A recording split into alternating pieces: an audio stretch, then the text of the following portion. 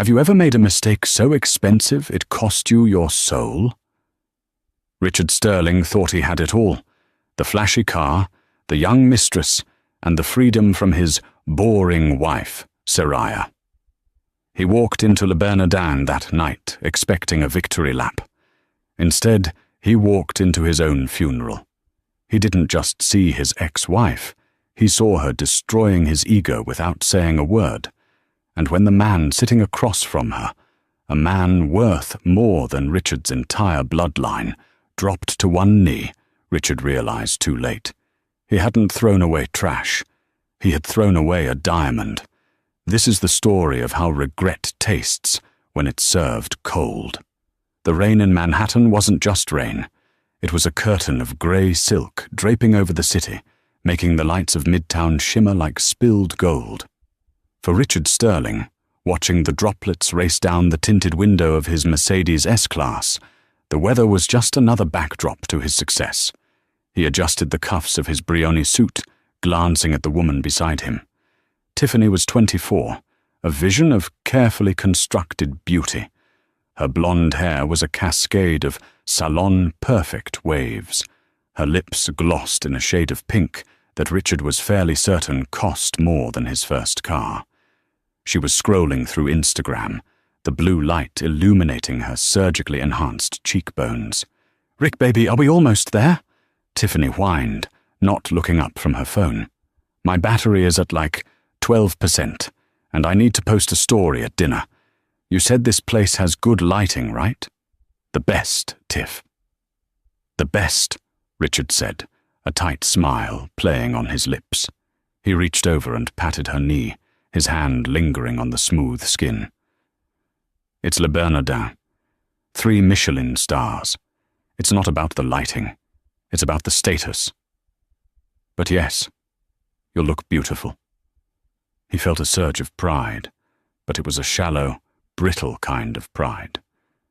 6 months. That's how long it had been since the divorce was finalized. 6 months since he had looked Soraya in the eye. His wife of 15 years, the mother of his non-existent children, something they had fought about constantly, and told her he was suffocating. He hadn't been suffocating. He had been bored. Soraya was dependable. She was warm. She made excellent pot roasts and balanced their checkbook with the precision of a forensic accountant. But Soraya wore cardigans. Soraya preferred quiet nights in, with a book over galas. Soraya had started to get fine lines around her eyes that Richard found himself staring at with growing resentment. He wanted excitement. He wanted Tiffany, who was an influencer with 50,000 followers and a laugh that sounded like wind chimes, loud, attention-grabbing wind chimes. "I just hope we don't run into anyone boring," Tiffany sighed, finally dropping the phone into her tiny Chanel clutch. "Last week, your business partner Greg wouldn't shut up about his golf swing. I almost died." "Greg is essential to the merger, Tiffany. Bear with it," Richard snapped, then softened his tone. "Tonight is just us. A celebration. The Sterling Vaughan deal closed today. I'm officially in the big leagues." The car pulled up to the curb. The valet, a young man who looked like he knew exactly how much Richard's watch, a Patek Philippe Nautilus, was worth, opened the door. Richard stepped out, inhaling the scent of wet pavement and expensive perfume. He felt like a king. He had shed the dead weight of his past. He had the trophy girl. He had the money. They entered the restaurant, the hush of extreme wealth enveloping them. The maître d', a man named Henri, who had known Richard for years, stiffened slightly when he saw Tiffany. "Mr. Sterling," Henry said, his French accent clipped. "Table for 2? "The usual, Henry." "By the window," Richard said, slipping a $100 bill into the man's hand. "I am afraid the window tables are fully committed tonight, monsieur," Henri said, the money disappearing into his pocket without a glance. "However, we have a lovely banquette near the center." Richard frowned. "Committed?" I'm a regular.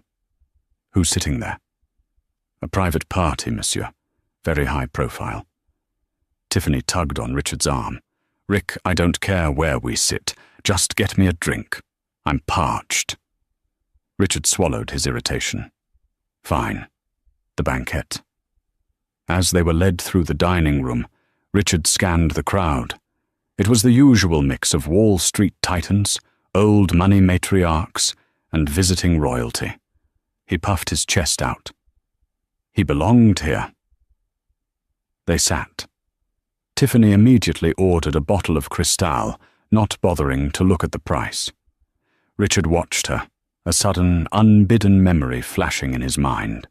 Soraya sitting across from him at a diner on their 10th anniversary because money was tight that year. She was eating a burger, laughing so hard milkshake came out of her nose.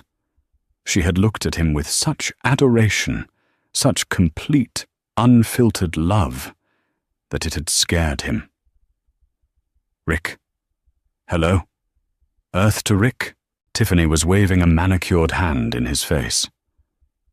I said, do you think I should get the lobster or the Wagyu? Get both, Richard said, shaking off the memory. Get whatever you want. He took a sip of water, his eyes drifting over Tiffany's shoulder toward the window tables, the prime real estate he had been denied. The tables had been pushed together to form a semi-private dining area, shielded by a tasteful arrangement of orchids. A man was sitting there, his back to Richard.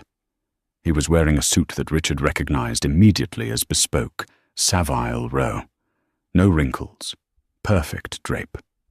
The man's posture was relaxed but commanding. Opposite the man, a woman was seated. Her back was also partially turned to the room, but Richard could see the curve of her neck, the elegant sweep of an emerald green evening gown that left her shoulders bare. Her hair was a rich, glossy chestnut, pinned up in a loose, sophisticated chignon.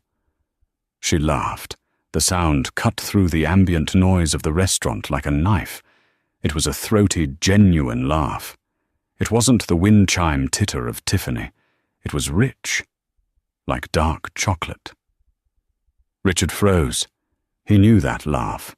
He had heard that laugh for 15 years, usually while watching sitcoms or playing Scrabble. But it sounded different here. It sounded expensive. What are you looking at? Tiffany asked, turning her head. Nothing, Richard muttered, his heart hammering a strange rhythm against his ribs. I think I know someone over there. Who? Is it a celebrity? Tiffany perked up. No, Richard said, squinting. The woman turned slightly to thank the waiter, and the soft, ambient light caught her profile. Richard dropped his fork. It clattered against the fine china, a harsh sound that drew a few glares from nearby tables. It wasn't possible. The woman in the emerald gown, the woman radiating an aura of grace and power that made Tiffany look like a child playing dress-up, was Soraya. His Soraya. The woman who wore cardigans and clipped coupons. But this Soraya was wearing a diamond necklace that Richard estimated was worth more than the house he had fought her for in the divorce settlements. Rick, you're being weird, Tiffany snapped. Pick up your fork. It's Soraya, he whispered. Who? My ex-wife. Tiffany let out a cruel little snort. The frumpy one? Please. That woman over there looks like a Bond girl. You need glasses, babe. Richard stared. Tiffany was right. It couldn't be Soraya. Soraya didn't own a dress like that. Soraya didn't sit at the prime table at Le Bernardin with men who wore Savile Row suits. Soraya was supposed to be in her small apartment in Queens, crying over old photo albums and struggling to pay the electric bill. That was the narrative Richard had built to justify his betrayal. I did her a favor. She couldn't keep up with me. But as the woman turned further to accept a glass of wine, the light hit her face fully. The fine lines were there, yes, But they weren't signs of age anymore. They were accents to a stunning, mature beauty. Her skin glowed, her eyes were bright. She looked happy, and she was looking right at the man across from her, with a look Richard hadn't seen in years. "It's her," Richard said, his voice hardening. "What is she doing here?"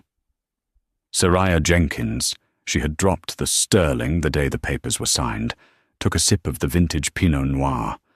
It tasted of blackberries and earth, complex and grounding. "You're smiling," the man across from her said. His voice was a deep baritone, the kind of voice that made you want to lean in just to catch the vibrations. "I am," Soraya admitted, placing the glass down. "I was just thinking about how terrified I was to come here tonight." Sebastian Pierce smiled. It was a rare expression for a man known in the business world as the shark of Silicon Valley. Sebastian didn't just own tech companies, he owned the infrastructure that allowed them to exist. He was 48, with salt and pepper hair and eyes that were fiercely intelligent. "Terrified? You?" Sebastian raised an eyebrow. "Soraya, you faced down the board of directors at Orion Logistics last week without blinking. I don't believe you're terrified of a little French food." "It's not the food, Sebastian," she said softly. "It's the visibility. For 15 years I was invisible. I was the background noise in someone else's life. Being here, front and center, wearing this dress, it feels like I'm an imposter." Sebastian reached across the table and took her hand. His grip was warm and solid. "You are not an imposter. You are the reason Orion didn't go under. You are the most brilliant logistical mind I have ever met. And," his voice dropped an octave, "you are the most beautiful woman in this room by a wide margin." Soraya felt a blush rise to her cheeks. It was still hard to accept compliments. When Richard had left, he had made sure to list all her deficiencies. She was too boring, too plain, too safe. She had believed him. She had spent the first 2 months after the divorce lying on her sister's couch, convinced her life was over at 42. But then, necessity had kicked in. She needed a job. She had gone back to her roots, supply chain management. She took a mid-level job at a struggling shipping firm, Orion Logistics. She worked late. She fixed problems no one else could see. And then Orion was acquired by Pierce Global, Sebastian's conglomerate. She remembered their first meeting. She was wearing a stain-resistant blouse from Target, holding a stack of spreadsheets covered in coffee. Sebastian had walked in, surrounded by terrifying lawyers. He had asked a question about the Asian supply route that no one could answer. Soraya had answered. She hadn't just answered, she had corrected his premise. The room had gone silent. Richard would have shushed her. Richard would have told her she was embarrassing him. Sebastian had stared at her for a long moment, then smiled. "What is your name?" "Soraya Jenkins." "Ms. Jenkins," Sebastian had said. "You're the only person in this room who knows what they're talking about. Walk with me." That was 4 months ago. Now, she was the VP of Operations. And tonight felt different. "You're staring at me again," Soraya said playfully. "I can't help it," Sebastian replied. "So tell me, how does the new apartment feel? Have you settled in?" "It's quiet," Soraya said. "But a good quiet. I bought a yellow couch. Richard hated yellow.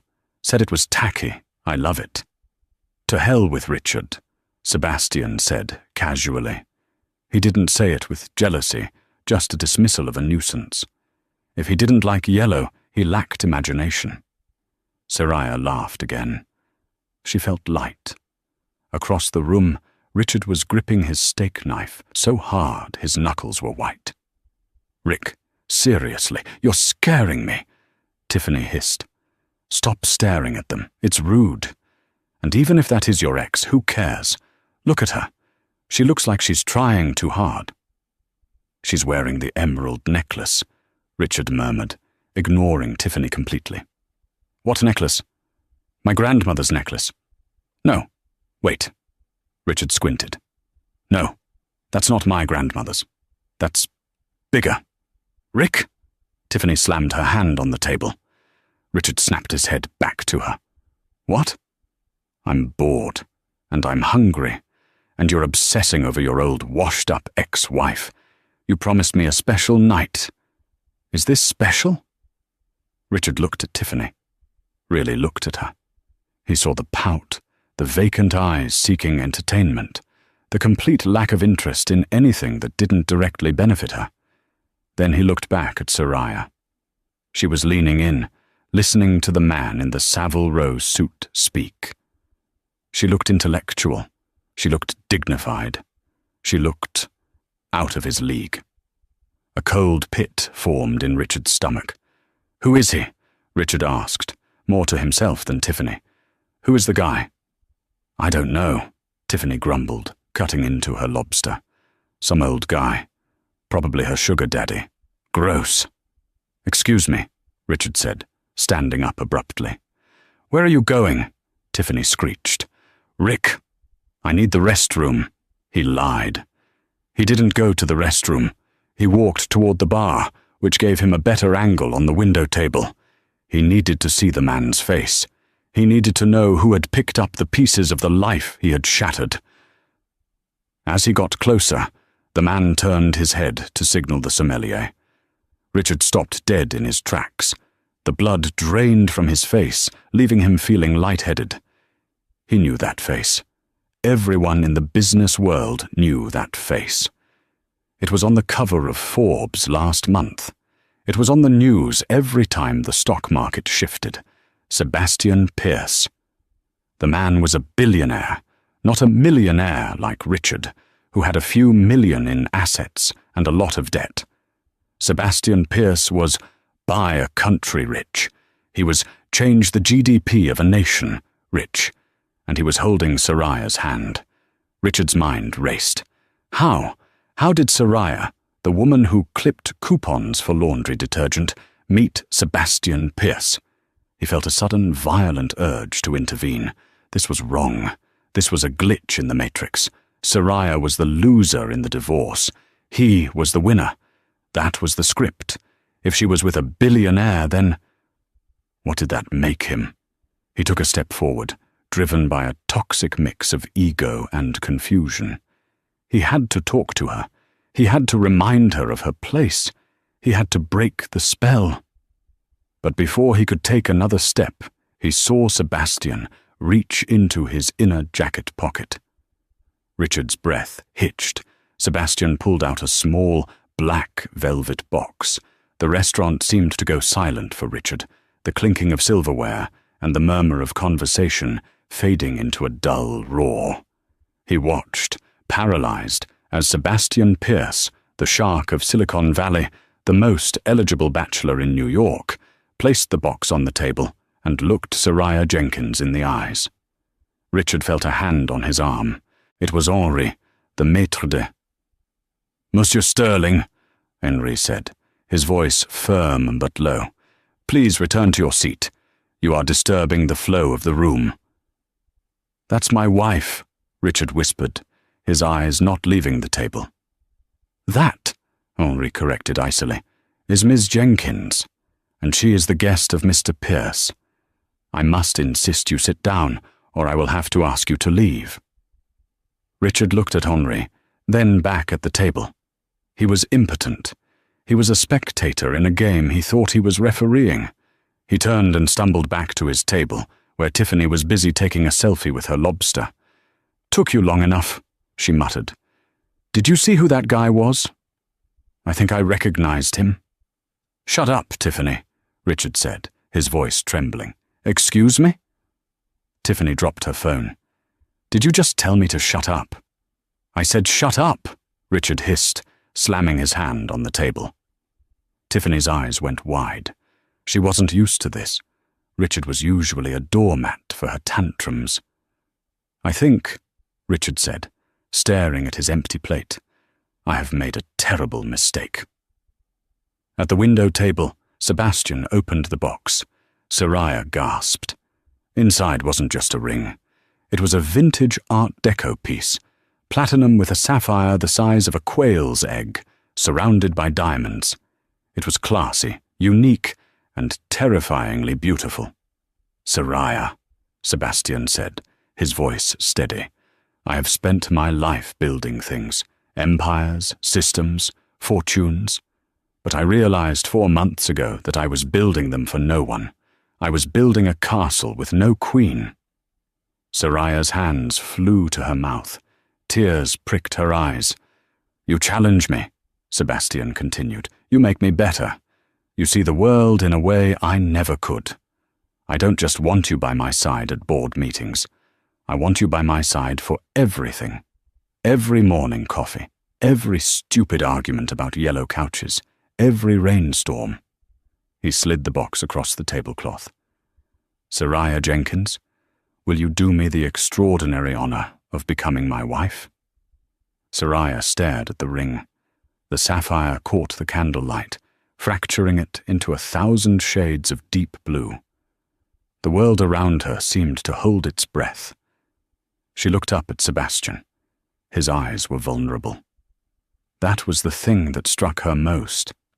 This titan of industry, this man who moved markets with a whisper, was looking at her as if she held the power to destroy him. Soraya started, her voice trembling. In the background, Richard Sterling could no longer contain himself. The sight of the ring, a ring that clearly cost more than his entire investment portfolio, snapped the last tether of his sanity. He stood up, knocking his chair back. It hit the floor with a loud clatter. "No!" Richard shouted. The restaurant, already quiet in anticipation of the answer at the center table, went dead silent. Heads turned. Richard marched toward the center of the room. He felt like the hero in a movie, rushing to stop a tragic mistake. In his mind, Soraya was being tricked. She was a simple woman. She didn't understand the shark-infested waters of the elite. She needed him to save her. "Rick, stop!" Tiffany hissed from their table, mortified. She grabbed her purse, shielding her face. Richard ignored her. He reached the banquette just as Soraya was about to speak. "Soraya, don't," Richard said, his voice breathless and commanding. Soraya froze. She looked up, her eyes widening in shock. "Richard!" Sebastian didn't stand up. He didn't even turn his body. He simply shifted his gaze from Soraya's face to Richard's. His expression transformed from tender to terrifyingly blank. "Who is this?" Sebastian asked, his voice calm but possessing a dangerous edge. "I'm her husband," Richard declared, puffing out his chest. "Ex-husband," Soraya corrected immediately. Her voice was sharper than Richard expected. She didn't sound scared. She sounded annoyed. "Soraya, look at this," Richard said, gesturing wildly at Sebastian. "You're being played. Look at him. He's Sebastian Pierce. Do you know who he is? He eats companies for breakfast. You think he actually wants to marry you? He's probably bored. This is a game to him. You're out of your depth, Soraya. Come with me. Let's talk about this outside." He reached out to grab her arm. Before his fingers could graze her skin, Sebastian's hand shot out. He gripped Richard's wrist. It wasn't a violent jerk, but an immovable clamp. Richard tried to pull back, but he couldn't budge. "If you touch her," Sebastian said, his volume conversational but his tone lethal, "I will ensure that you never work in this hemisphere again. And I am not speaking metaphorically." Richard winced. The grip was iron. "Let go of me. I'm trying to protect her." "Protect me?" Soraya stood up slowly. She was tall in her heels, almost eye level with Richard. She smoothed the silk of her emerald dress. "Protect me from what, Richard?" From a man who respects me. From a man who listens to me. From making a fool of yourself, Richard spat, his face red. Look at you. You're playing dress-up.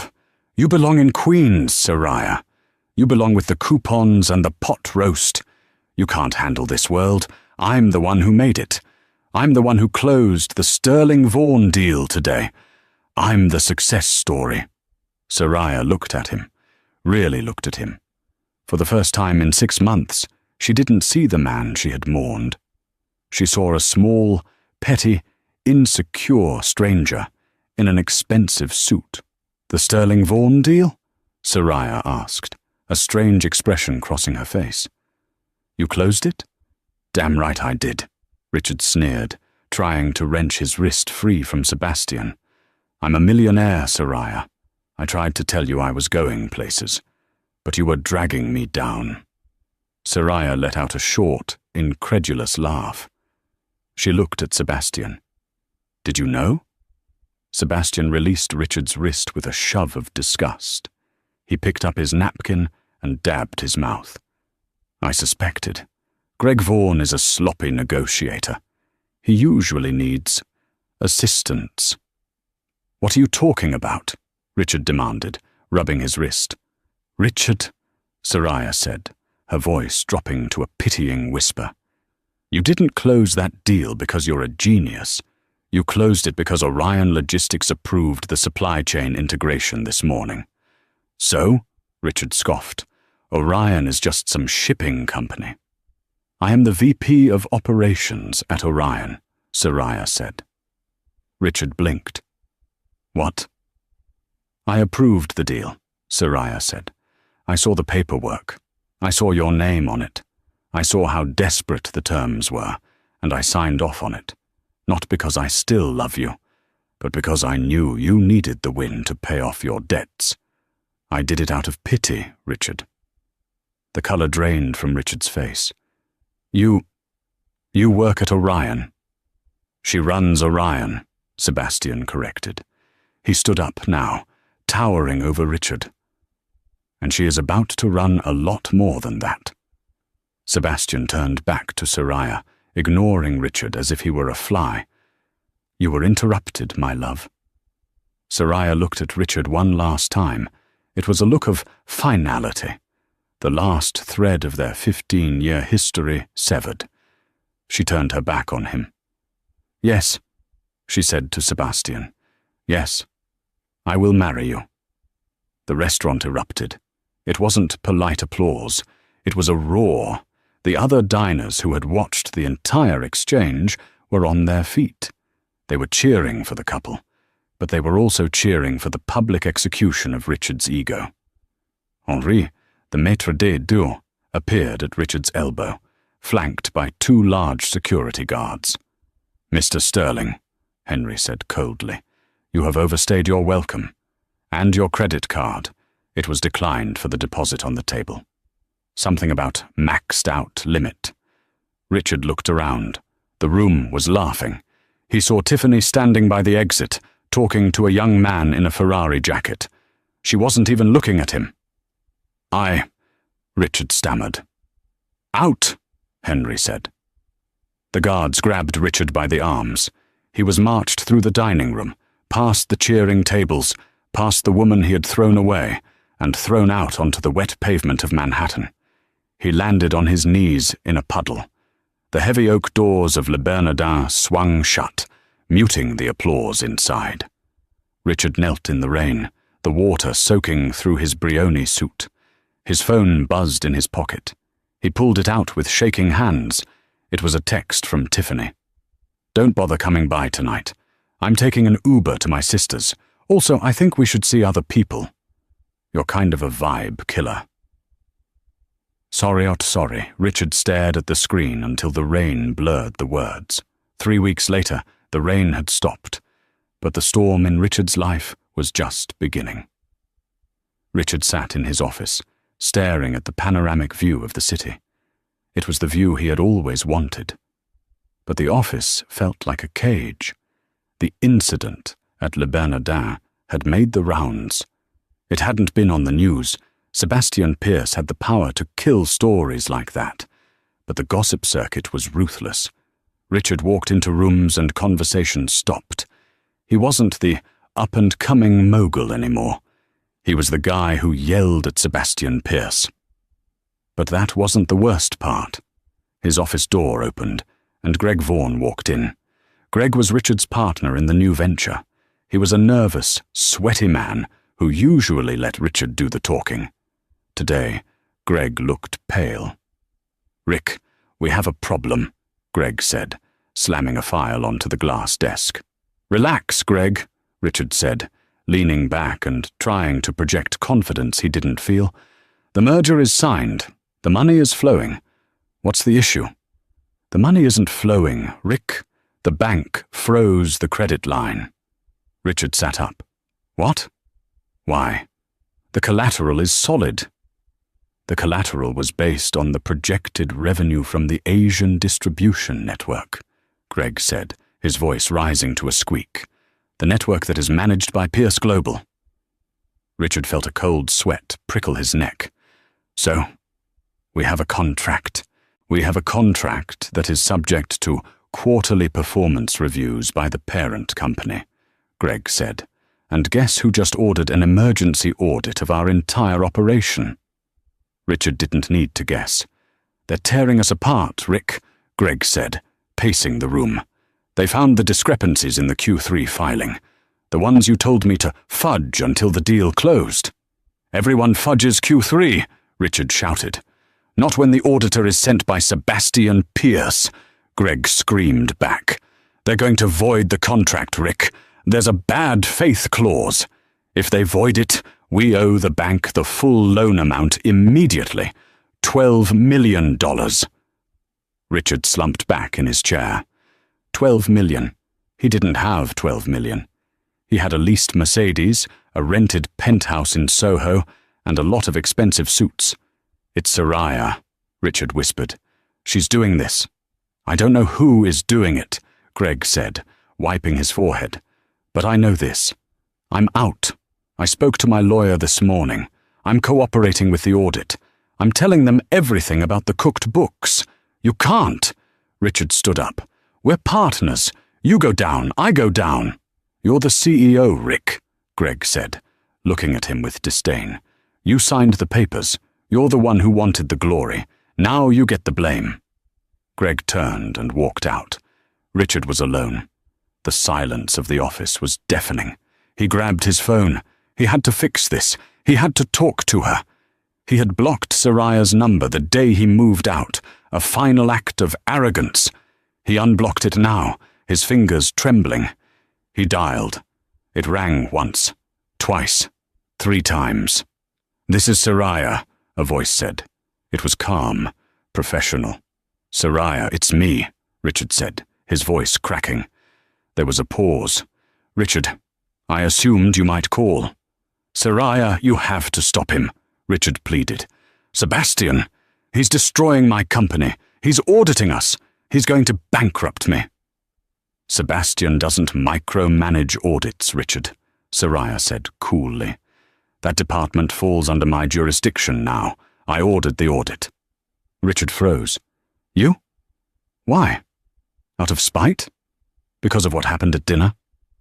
"No, Richard. Not spite," Soraya said. "Due diligence.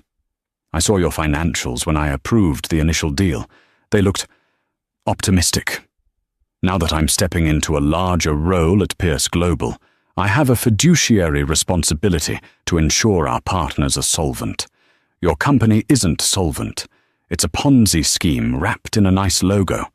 "I'm your husband," Richard shouted. "Ex-husband," she corrected again. "And this is business. You always told me, Richard, it's not personal, it's just business. Remember when you cancelled our anniversary trip to go to Vegas with clients? Just business. Remember when you drained our savings to buy that car? Just business. Well, this is just business.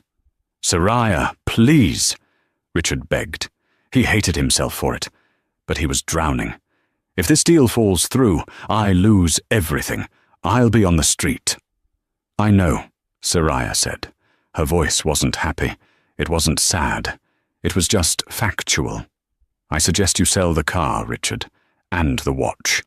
You're going to need a good lawyer. Wait. Soraya, can we meet? Just 5 minutes. Please, for old time's sake. I need to explain. There was a long silence on the other end. Richard held his breath. Fine, Soraya said. Tomorrow. 10 a.m. My office at the Pierce Tower. You have 5 minutes. She hung up. Richard stared at the phone. He had a chance. He was charming. He was a salesman. He had sold Soraya on the idea of him 15 years ago.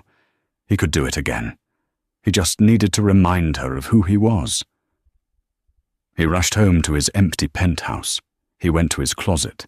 He bypassed the flashy suits he had bought to impress Tiffany. He went to the back and found an old navy blue suit. It was the one he wore to his mother's funeral. It was modest. He looked in the mirror. He looked tired. Good. That would help. He would play the victim. He would play the remorseful sinner. Soraya had a soft heart. That was her weakness. He would exploit it one last time.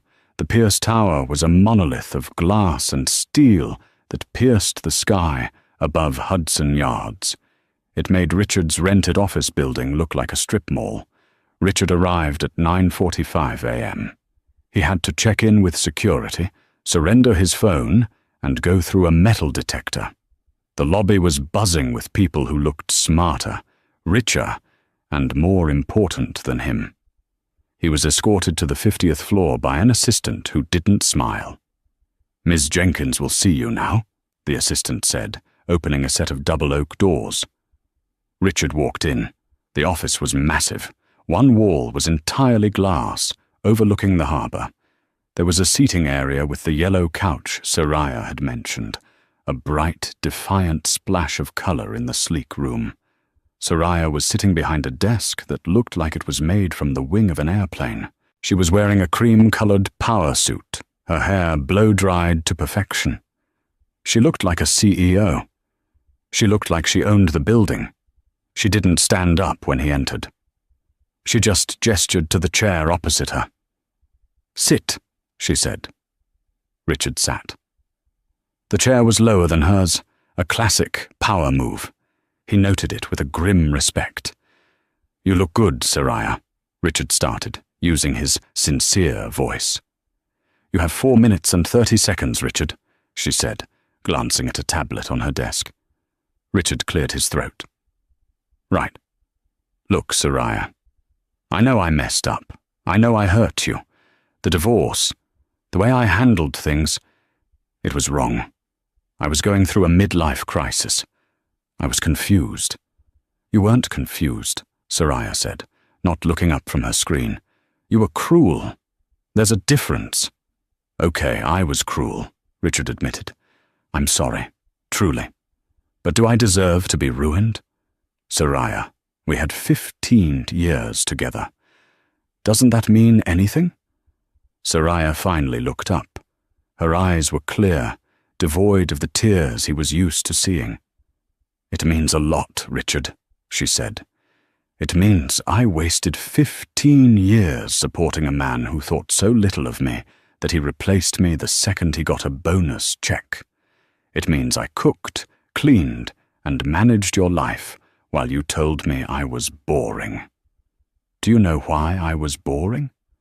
Soraya, I was boring because I was tired, Richard," she continued, her voice rising slightly. "I was tired of carrying you. I was the one who proofread your emails because your grammar is terrible. I was the one who reminded you of your clients' birthdays. I was the invisible infrastructure of your life." Richard shifted uncomfortably. "I know, I took you for granted. You didn't just take me for granted. You erased me." Soraya stood up and walked to the window. "And now, you want mercy. You want me to call off the audit. You want me to save you again." "Just this once," Richard said, standing up and walking toward her. "If you stop the audit, I can restructure. I can pay back the loan. I'll leave you alone forever. I promise." Soraya turned to face him. The sun haloed her figure. "I can't stop the audit, Richard, because the fraud isn't just in the projections." Richard stopped. "What? The audit uncovered the embezzlement," Soraya said quietly. The room spun. "Embezzlement? I never—" "Not you," Soraya said. "Greg. Greg has been siphoning money from the startup capital into an offshore account in the Caymans. About $4 million. Richard's mouth fell open. "Greg? No. Greg is an idiot. He doesn't know how to do that." "Greg is an idiot," Soraya agreed. "But Tiffany isn't." Richard blinked. "Tiffany? My Tiffany? She's not yours, Richard. She never was. Tiffany and Greg have been acquainted for a long time. It seems they played you perfectly. Greg needed a face for the company, someone arrogant enough to sign the papers without reading the fine print. Tiffany needed someone to fund her lifestyle until the heist was complete. Richard felt like he was going to vomit. "You're lying. You're trying to hurt me." Soraya picked up a folder from her desk and tossed it to him. It slid across the polished wood. "Photos," Soraya said. "Greg and Tiffany, Bahamas, 2 days ago. They're gone, Richard, and they left you holding the bag." Richard opened the folder. There they were. Tiffany, in a bikini he had paid for, kissing Greg Vaughan on a yacht. Richard fell back into the chair. "I didn't know." "I know you didn't," Soraya said, her voice softening just a fraction. "Because you were too busy looking in the mirror to see what was happening around you. You were so obsessed with upgrading your life that you didn't realize you were the mark." Richard put his head in his hands. It was over. The loan, the fraud, the embezzlement. He was liable for all of it. He was looking at prison time. "Why are you telling me this?" Richard whispered. "Because," Soraya said, "I wanted you to know that I didn't destroy you, Richard. You destroyed yourself. I just turned on the lights." The door opened. Sebastian walked in. He looked immaculate in a grey suit. He nodded at Soraya, a look of shared understanding passing between them. "The police are in the lobby, Richard," Sebastian said. "They have a warrant for your arrest regarding the banking fraud." Richard looked up, tears streaming down his face. "Soraya, please, help me." Soraya looked at him. For a second, he saw the wife he used to know, the woman who would fix anything. But then, she looked at the yellow couch. She looked at the ring on her finger. She looked at Sebastian. "I can't help you," Soraya said. "I have a board meeting in 10 minutes. She pressed a button on her desk. "Security? Please escort Mr. Sterling out and make sure he uses the service elevator. We don't want to cause a scene in the lobby." Richard stood up. He felt hollow. He looked at Soraya one last time. She was already looking at a document Sebastian had handed her. She was working. She had moved on. As the guards took him by the arms, Richard realized the true tragedy. It wasn't that he had lost the money. It wasn't that he was going to jail. It was that Soraya didn't hate him. She didn't love him. She just didn't care. He was a line item she had finally crossed off. The holding cell at the 10th precinct smelled of stale coffee and despair. Richard sat on a metal bench, his Brioni suit wrinkled and stained. He had been there for 6 hours. They had taken his shoelaces, his belt, and his Patek Philippe watch. Without the watch, his wrist felt naked and light, a physical reminder of the weight he had lost. When his court-appointed lawyer finally arrived, it wasn't the shark he was used to. It was a tired-looking public defender named Leonard Thorne, who had mustard on his tie and a file thick with bad news. "Mr. Sterling," Thorne said, sitting down and not offering a hand. We have a problem." "I was set up," Richard said, his voice hoarse. "Greg Vaughan, Tiffany Miller. They did this. I didn't know about the Cayman accounts." "The district attorney knows about the accounts," Thorne sighed. "But here's the kicker. Greg Vaughan turned himself in an hour ago." Richard's eyes went wide. "He did? Good. Then he can tell them I'm innocent." Thorne shook his head, a pitying look on his face. "Greg cut a deal, Richard. He gave them the emails where you instructed him to do whatever it takes to get the loan approved. He claims you were the mastermind. He claims he was just following orders from his domineering CEO. "That's a lie!" Richard screamed, jumping up. "He's lying!" "Sit down," Thorne barked. "It gets worse. Tiffany Miller was arrested at JFK Airport trying to board a flight to Dubai. She had $2 million in diamonds in her luggage. She was caught?" Richard felt a grim spike of satisfaction. "Yes, and she's talking, too. She claims she was your victim. She says you coerced her into laundering the money through her consulting firm. She's playing the naive girlfriend card, and the jury is going to eat it up because you're 20 years older than her." Richard slumped against the cold cinder-block wall. They were eating him alive. The people he had chosen over Soraya, the exciting partner, the beautiful mistress, were cannibals. They were tearing strips off him to save themselves. The trial was a circus. For 3 weeks, Richard sat in the courtroom and watched his life be dissected. The prosecutors painted him as a greedy, mid-life crisis cliché who discarded his faithful wife to fund a criminal lifestyle with a younger woman. They showed photos of his leased cars. They showed the receipts for Tiffany's handbags paid for with company funds. They showed the text messages where he called Soraya dead weight. Richard couldn't look at the jury. He couldn't look at the gallery. But on the 3rd day, he felt a gaze burning into him. He turned. Soraya was there. She wasn't sitting in the front row. She was in the back, near the door. She wasn't smiling. She wasn't crying. She was just watching. Beside her, Sebastian Pierce sat stoically, his arm protectively resting on the back of her bench. Richard wanted to shout to her. He wanted to beg her to stand up and tell them he wasn't a criminal, just a fool. But he knew she wouldn't. She had already given her deposition. She had handed over the Orion logistics audit files. She had provided the nails for his coffin, not out of malice, but out of truth. When the verdict came down, Richard didn't cry. He was too hollow for tears. Guilty on 4 counts of bank fraud. Guilty on 2 counts of conspiracy. The judge, a stern woman named Justice Halloway, looked at Richard over her spectacles. "Mr. Sterling, your arrogance is matched only by your incompetence. You destroyed a company and attempted to defraud a major financial institution to fund a vanity project. I sentence you to 5 years in a federal correctional facility." 5 years. As the bailiff cuffed him, Richard looked back one last time. The back row was empty. Soraya and Sebastian had already left. They had a life to live. He was just a prolonged pause in their day. 3 years later.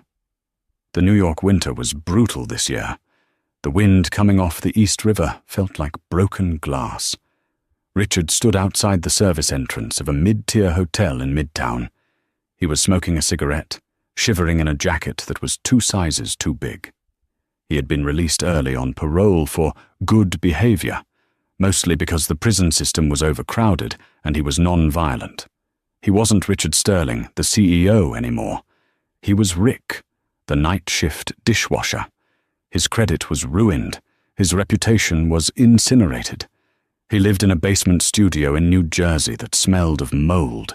Tiffany was gone. She had served 6 months and was now married to a reality TV producer in LA. Greg was still in minimum security, having been caught lying about the extent of the theft. Richard flicked his cigarette butt into a puddle. It sizzled and died. "Hey, Rick!" The kitchen manager, A 20-year-old kid named Dave shouted from the door. "Break's over. We got a wedding party coming in. Need those plates scrubbed." "Coming," Richard muttered. He walked back into the steamy, noisy kitchen. The heat hit him like a wall. He put on his apron and plunged his hands into the scalding, soapy water. This was his life now, scrubbing the grease off other people's feasts. "Big fancy wedding tonight," Dave said, hauling a crate of champagne bottles. "Some billionaire type, renting out the grand ballroom at the plaza, but they're using our hotel for the overflow guests. Must be nice, huh?" "Yeah," Richard said, scrubbing a plate. "Must be." He didn't pay attention to the news anymore. It was too painful, but the break-room TV was always on. Later that night, around 2 a.m., Richard sat on a milk crate in the back alley, exhausted. He pulled out his phone, a cracked Android with a shattered screen. He opened the browser. He didn't know why he did it. Maybe it was masochism. Maybe he just needed to know. He typed in Soraya Jenkins. The search results flooded the screen, but the name had changed. Soraya Pierce, named COO of Pierce Global. Inside the wedding of the decade, Sebastian Pierce and Soraya Jenkins. Richard clicked on the video link from Entertainment Tonight. The footage was grainy on his bad screen, but the image was unmistakable. It was a garden in Tuscany. The sun was setting, casting a golden glow over the vineyards.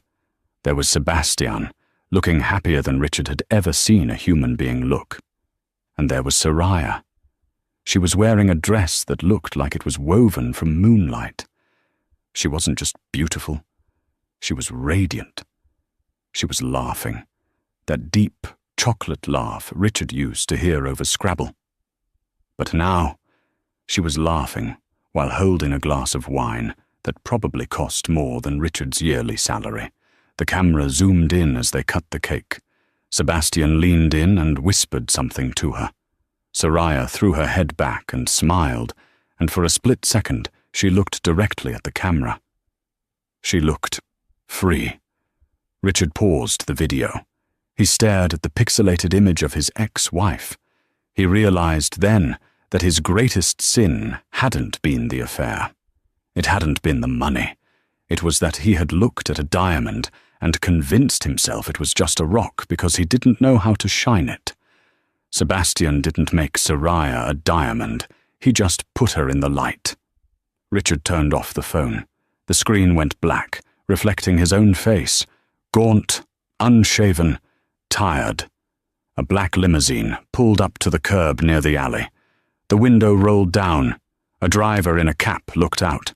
"Excuse me, buddy," the driver called out. "You know where the VIP entrance is? I'm picking up some guests for the Pierce wedding after-party." Richard froze. The universe had a sick sense of humor. "Yeah," Richard said, his voice cracking. "Around the corner. Green awning." "Thanks," the driver said. He was about to roll up the window, but he paused. He looked at Richard.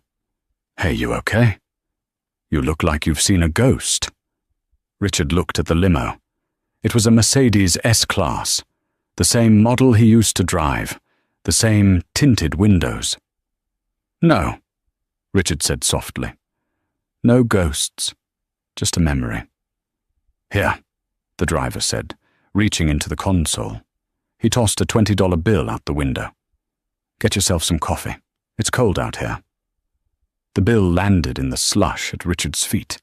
The limo purred away, disappearing into the city lights. Richard stood there for a long time. He looked at the $20. It was a tip, a handout. He bent down, his knees cracking, and picked up the wet bill. He didn't have the pride to leave it there. He needed it for the train home. As he walked toward the subway station, the rain began to fall again. It washed over the city, cleaning the streets, washing away the dirt. But Richard knew some stains never came out. He walked down the subway stairs, the darkness swallowing him whole, while high above in a penthouse somewhere, Soraya danced in the light. Richard Sterling spent 15 years looking for something better, only to realize too late that he had abandoned the best thing that ever happened to him. He traded a partner for a parasite and a home for a hotel room. In the end, Soraya didn't need to take revenge. She simply thrived. The greatest revenge wasn't seeing him in jail, it was being so happy that she forgot he existed.